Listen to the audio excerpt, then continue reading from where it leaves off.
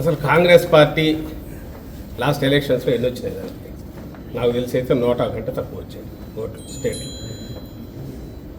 అలాంటి పార్టీకి సంబంధించినంత వరకు ఎంత తక్కువ మాట్లాడుకుంటే అంత మంచిది లేదు. అసలు సజ్జల రామకృష్ణారెడ్డి గారు అధికారం కోల్పోతున్నాము అని చెప్పి భయపడిపోయి మళ్ళీ మరొకసారి కాంగ్రెస్ పార్టీ పైన విష ప్రచారం చేసే ప్రయత్నం చేస్తూ ఉన్నాడు.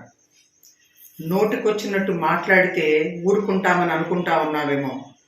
జగన్మోహన్ రెడ్డి అధికార దాహంతో ప్రజల మధ్యలోకి వచ్చి తప్పుడు ప్రచారాలు చేసి అబద్ధాలు చెప్పి రాజశేఖర్ రెడ్డి గారి మరణాన్ని వాడుకుని నిజంగా కాంగ్రెస్ పార్టీకి ప్రజలను దూరం చేశారు. ఆ రోజున నిజంగా మీకు అనుమానాలు ఉంటే అధికారంలోకి వచ్చిన తర్వాత 4.5 సంవత్సరాల నుంచి మీరేం పీకుతా ఉన్నారు?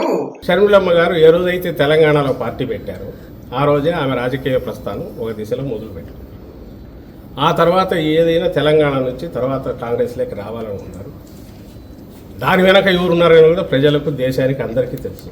ఈరోజుకు తెలుసు. చంద్రబాబు నాయుడు అనే వ్యక్తి అన్ని రకాలుగా ఒకవైపు కాంగ్రెస్ను మేనేజ్ చేస్తూ ఇంకోవైపు బీజేపీలో తన మనుషుల ద్వారా మేనేజ్ చేస్తూ పవన్ కళ్యాణ్ను జనసేనను మేనేజ్ చేస్తూ నేను ఎప్పుడు అంటుంటాను ఆర్కెస్ట్రా ఏ నుంచి జడ్ వరకు రకరకాల పార్టీలను వ్యక్తులను అందరినీ ఇచ్చేస్తూ జగన్మోహన్ రెడ్డి గారు టార్గెట్గా ఎట్లా ఒట్లా అర్జెంటుగా ఆయన దించాలి. ఎందుకంటే వేరే రకంగా ఎదుర్కోలేడు కాబట్టి. మళ్ళీ ఈ రోజున రాజశేఖర్ రెడ్డి బిడ్డ షర్మిల గారు కాంగ్రెస్ పార్టీ ఐడియాలజీని గౌరవించి రాహుల్ గాంధీ గారిని ప్రధానమంత్రి చేయటమే రాజశేఖర్ రెడ్డి గారి ఆఖరి కోరిక అని చెప్పి కలిసి పనిచేయటానికి మళ్ళీ ప్రజల మధ్యకు వస్తూ ఉంటే భయపడిపోయి నీ పార్టీలో ఉన్నటువంటి నేతలే మిమ్మల్ని చేత్కరించుకొని ప్రజా ఆగ్రహాన్ని భరించలేక మళ్ళీ మీరు అధికారంలోకి రావటం కష్టం అని చెప్పి అర్థమైపోయి ఒక్క అవకాశం ప్రజల్ని అడిగావయ్యా నువ్వు జగన్మోహన్ రెడ్డి, ఒక్క అవకాశం ఇచ్చారు.